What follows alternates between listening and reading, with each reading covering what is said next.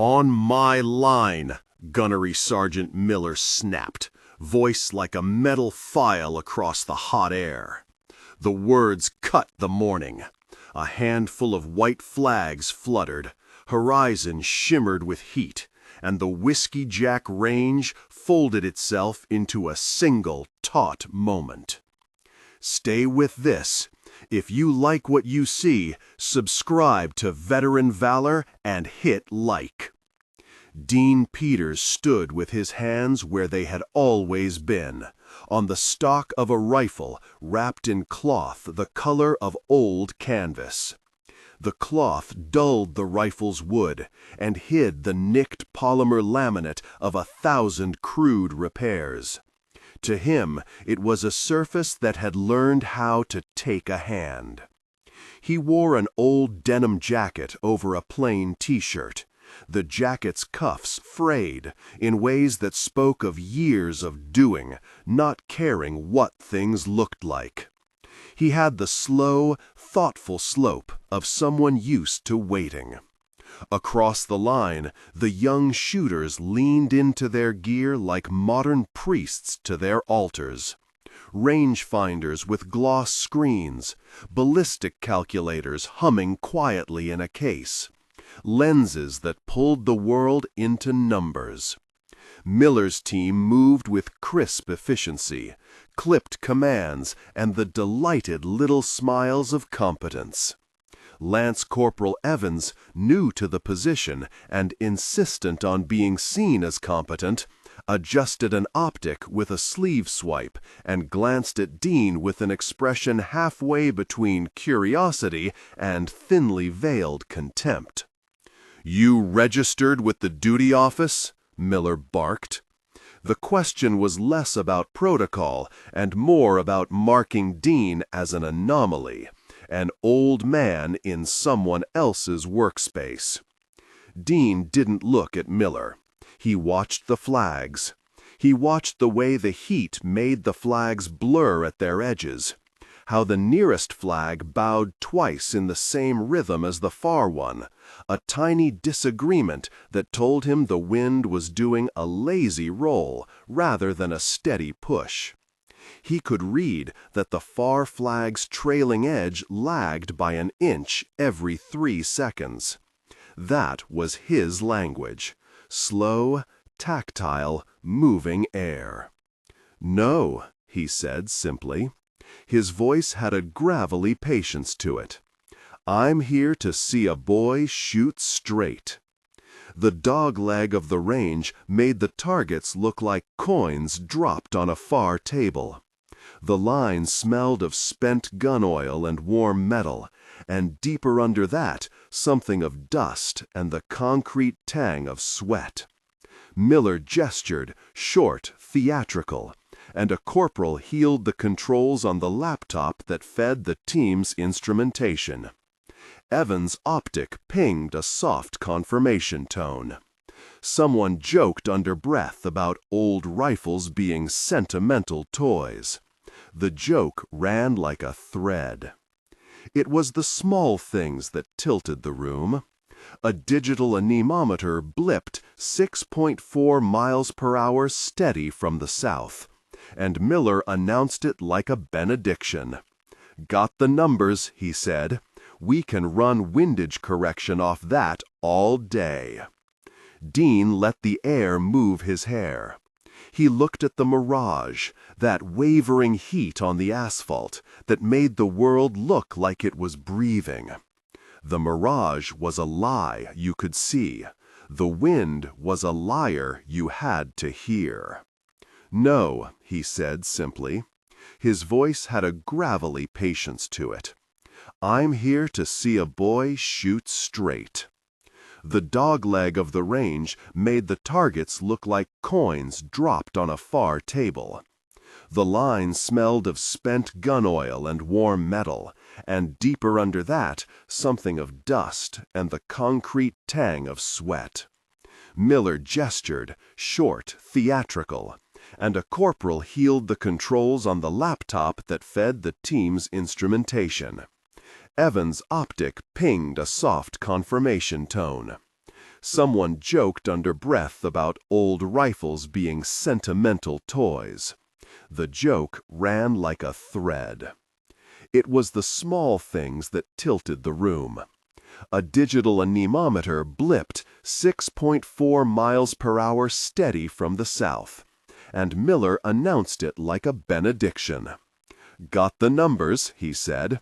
"We can run windage correction off that all day." Dean let the air move his hair. He looked at the mirage, that wavering heat on the asphalt that made the world look like it was breathing. The mirage was a lie you could see. The wind was a liar you had to hear. He shifted his weight, felt the soles of his boots settle into the gravel. "Numbers are fine," he said. "Numbers don't tell you the roll." Miller turned on him fully, irritation narrowing the space in his face until it matched his rank. "Roll? You mean dramatics.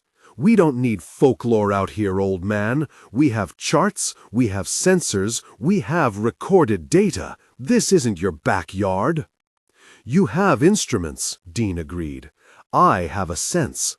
They both miss things." The team laughed in that brittle way that fills in for authority. Evan's laugh stuck in his throat. He looked at Dean, then at his own kit, then at Miller. He was caught between the reverence he felt for the chain of command and the small, uncomfortable question that Dean's presence had pressed into him. What do you do when the instrument belies the world? Miller stepped close enough for his breath to be a draft. "You going to demonstrate, or are you going to tell us some war story and leave?" Dean's jaw moved as if masticating something he didn't care to swallow again. There was a trace of a smile under his mustache, something like pity and something like the memory of a joke long gone. He didn't answer Miller's provocation with his mouth. He answered with the rifle's weight, the way his fingers settled into the cloth, the patient rearrangement of his shoulders as if setting a plant to face the light. The initial pushback grew teeth when Evans, trying to bridge, said, "Sir, Master Gunnery wants every civilian cleared. Protocols clear." His voice flickered with duty. He meant no malice. It was simply another ritual meant to cage anomaly. "Call him," Miller said, bored cruelty contained in a command. "Call Phillips. Let him tell us what to do with a retired leatherneck." Evan's thumb hovered. He wasn't sure if the call would be to them or against them. He took the call, mouth moving without much sound.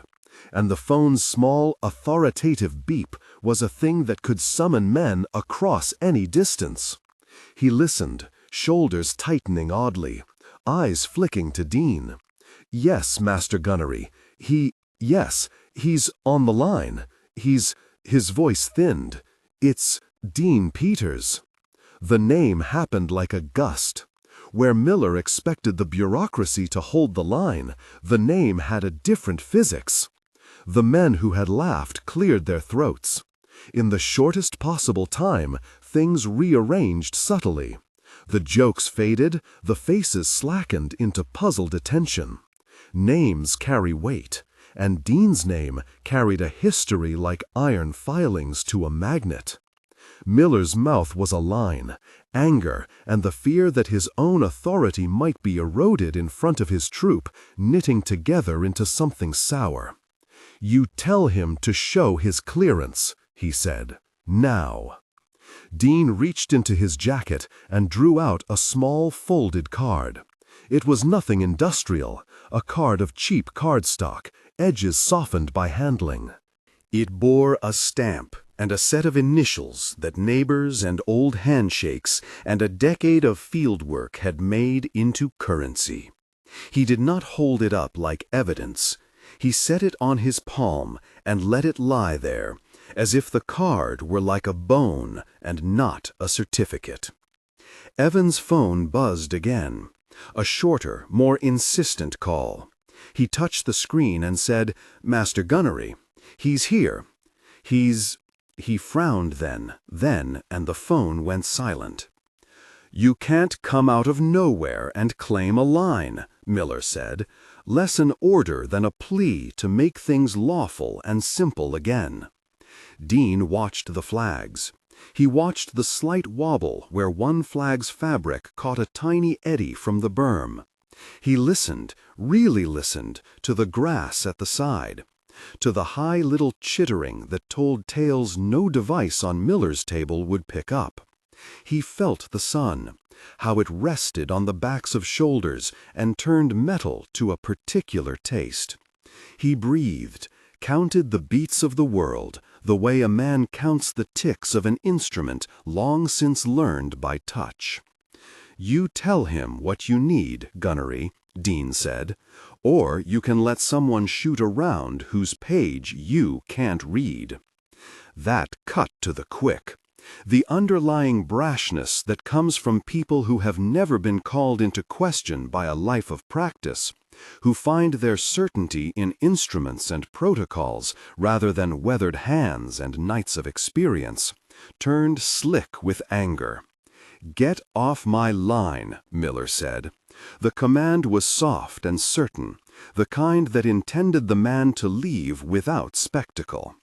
Dean stepped in a way that was almost a bow, not of submission but of recognition. "I'm not here to make trouble. I'm here to see the truth." Miller's lip curled. "Truth is recorded. That's why we have devices. That's why we have logs." The line had the brittle, nervous energy of a contained storm. Around them, the team waited with the quiet of people aware of being watched. Evans shifted from foot to foot, the rustle of his equipment like dry leaves. Dean had not come for argument. He had, in years past, been the man the arguments were for. A single tour had taught him how to store the world in a palm. 2 decades had turned that palm into memory. Time had written patience into his joints.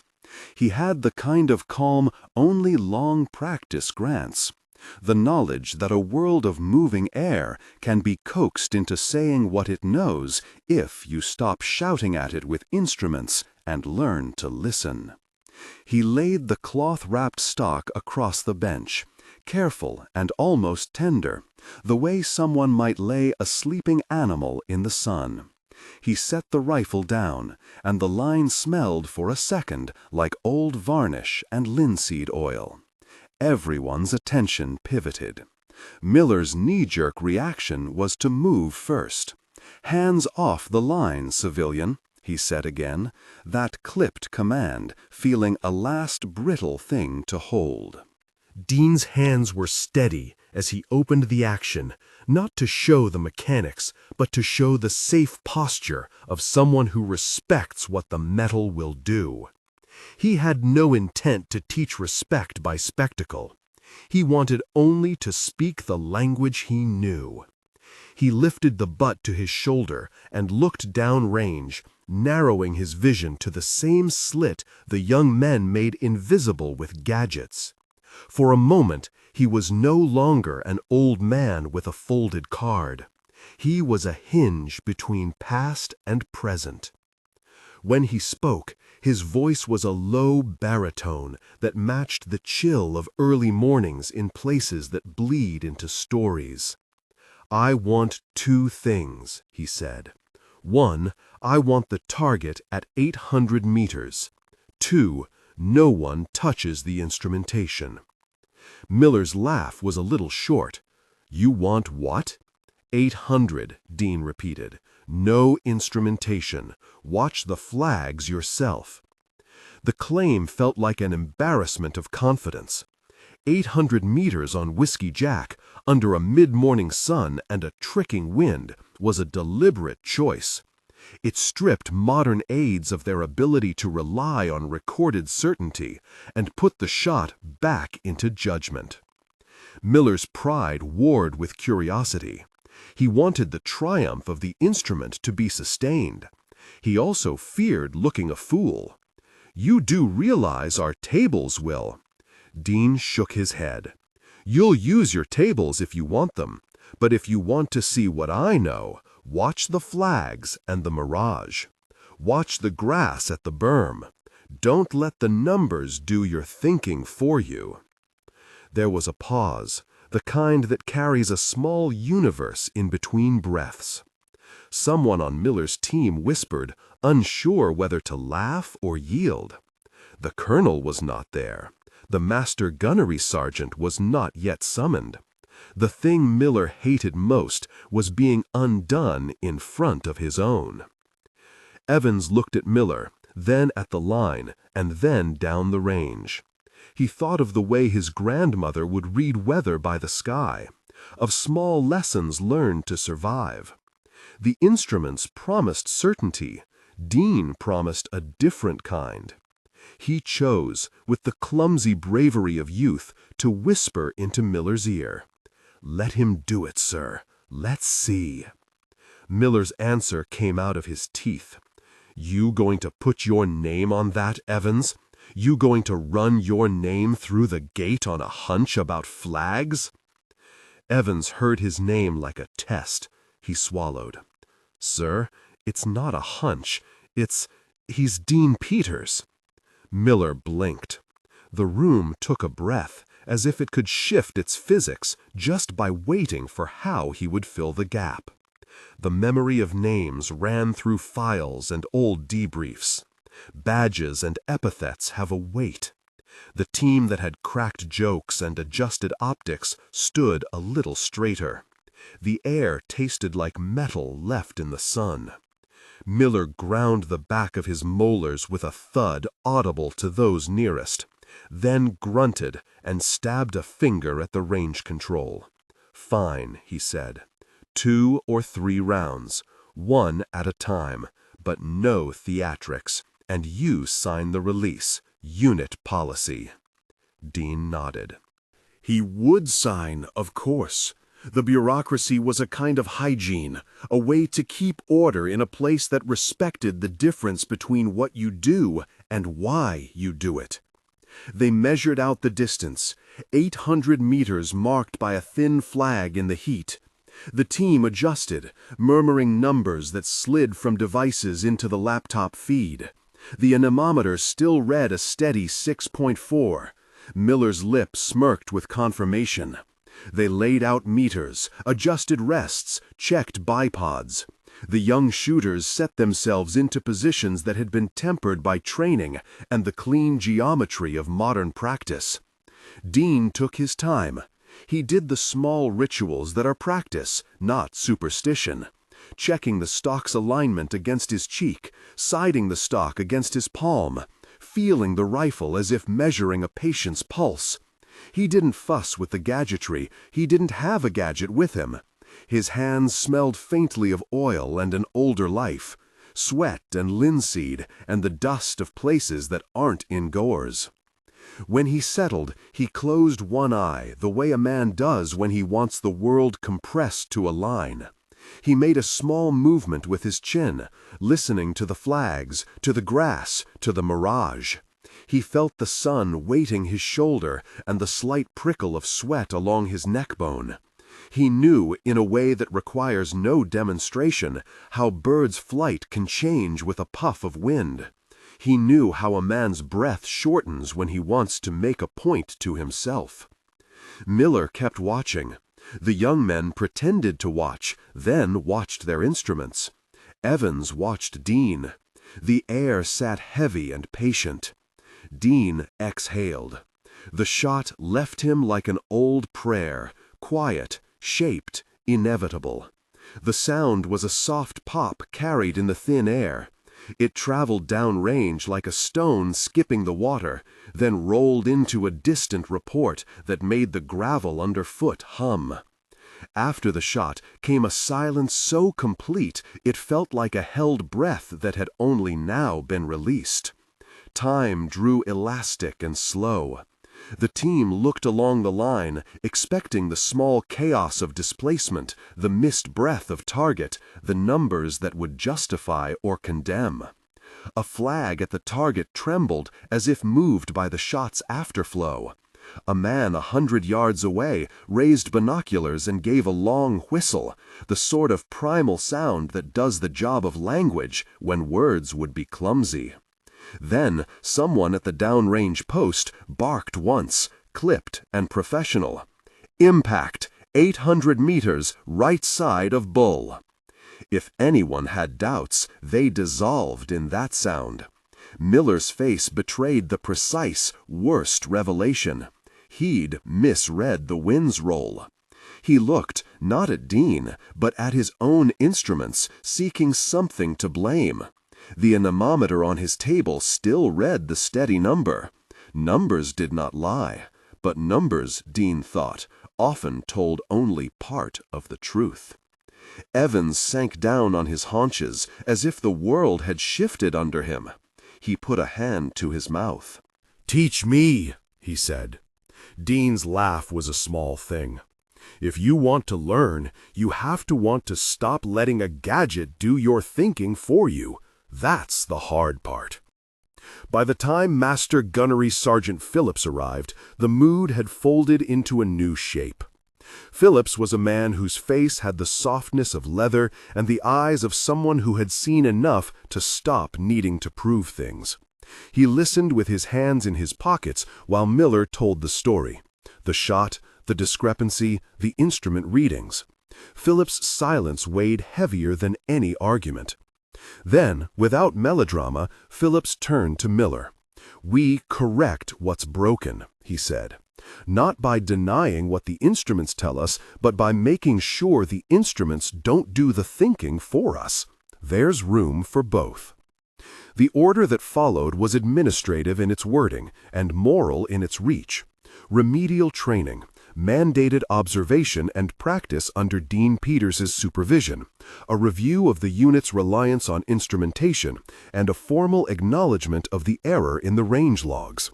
The kind of correction that hurts pride and repairs culture at once. Colonel Marcus Hayes's name appeared in the chain as if by gravity, and with it the tacit promise that the lesson would reach beyond one firing line. Miller's face was hard and unreadable. He had been corrected in view of his unit. Shame and relief braided through him mightily and angrily. He nodded to the orders, and the men moved to take them in, each soldier listening to the cadence of command change underfoot. Later, when the formalities were done, and the clamor of instruction forms settled into paper and signatures, Dean found himself walking away from the line with Evans at his heels. The boys' questions came in halting bursts, about reading flags, about what mirage meant in a practical sense, about when to trust an instrument. Dean answered with small, plain sentences and the kind of metaphors that make sense to people who have to measure weather in a heartbeat. At one point, a gust rolled through the range in a sudden, teasing way, sending a ripple through the flags like a thing laughed into being. Dean felt the change in his bones and smiled briefly. "There," he said, "see how it rolls? That's where you watch. That's where the numbers fail." Evans watched him with a reverence that was shifting toward apprenticeship. "We'll run drills," he said. "You'll do more than run drills," Dean interrupted gently. "You'll get out on a day when your instrument calls one thing and the world says another, and you'll pick which one to trust. That comes from practice and," he tapped his temple lightly, "from humility." They walked back toward the cluster of vehicles and shade, toward a wooden bench where the unit stored its extra gear. Dean's fingers grazed the rifle's cloth as if checking an old friend's pulse. That afternoon, the unit's logs would reflect an impact corrected, a check in the column of consequences. Un email chain feedaria upward. Human resources would tick boxes. A training schedule would unfold across weeks. Those were the institutional gears that grounded the immediate vindication into long-term change. But for Dean, the small moments mattered more. The way Evans watched, the way Miller avoided making a clean enemy of him, the way Phillips had spoken without sweeping the matter under. Night grew into a shape of its own, and Dean drove away from Whiskey Jack in a pickup with a paint job that remembered other decades. The road lifted and folded black under the stars. He thought of the people who tested pressure gauges, and the men who, in their youth, had told him he was hard-fisted and old. Age had become an advantage he had not sought. It was a ledger of little corrections. A flash memory rose unbidden and quick, like the smell of rain on hot mud. He was 19 again, crawling beneath an overhanging fern, a jungle that had no mercy for hurry.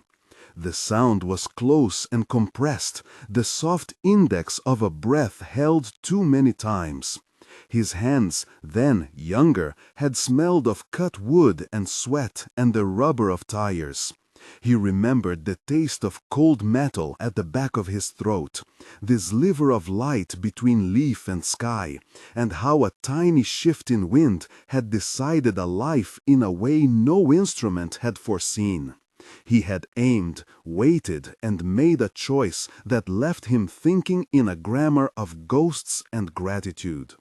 The memory folded into him, and then was gone, not like a wound, but like a scar that has settled into the skin.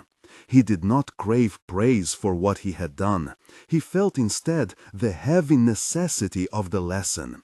Tools were not enemies, they were partners to a practice that required more than a readout. The memory reminded him why he came back to ranges and small crowds, and why he would teach if asked, because the world keeps offering lessons to those willing to listen. In the days that followed, official memos circulated. The course would schedule a short series of remedial training classes under Dean's name. It was, in the language of bureaucracy, an augmentation of practical fieldcraft, emphasizing environmental observation and decision-making under instrumentation limitations. In plain terms, it meant Dean would spend mornings showing men how to read wind by the dents of grass, how mirage alters the sight picture, and how patience twined with humility could outstrip the raw certainty of a screen. The announcement landed like a stone in still water, ripples wide enough to change the shape of some practices. Miller didn't sign the first roster with obvious enthusiasm, but he signed. The young men shuffled into a classroom that Dean arranged with little fuss. A row of benches, a map on the wall, and a window that looked out to a patch of range where flags were always doing the honest work of telling truth in motion. Dean's first lesson was not a lecture.